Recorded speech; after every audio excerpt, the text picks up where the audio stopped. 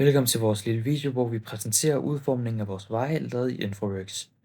Vi har valgt at placere vores enfamiliehus i delområdet B10, så der er lidt lang kørsel, før vi når dertil.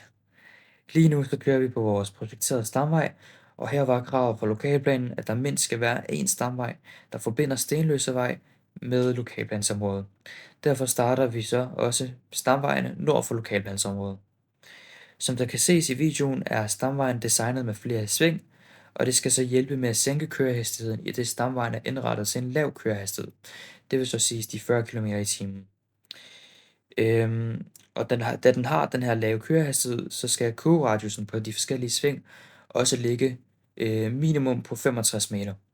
Det skal sikre, at svingene ikke er for skarpe. Derudover så må længden af den rette linje på en vej i vores tilfælde være 100 meter. Langs stamvejen så kan der også ses flere træer, og derover det har vi også 3 regnvandsbassiner, som så skal bidrage til biofaktoren.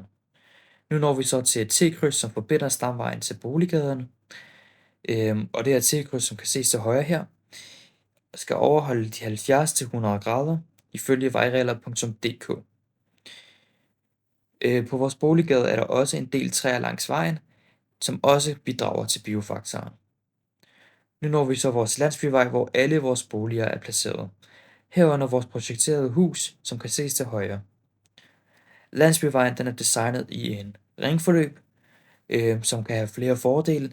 Blandt andet kan den fungere som en vendeplads, risikerer man at køre forkert.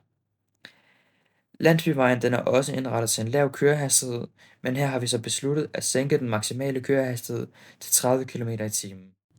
Vi har sænket hastigheden for at sikre sikkerhed, blandt andet fordi at der kan være masser af børn, som går på vejen i det, at det er et boligområde. Her til højre kan vi nu se de forskellige matrikler markeret med gul, og så ser vi vores hus længere fremme.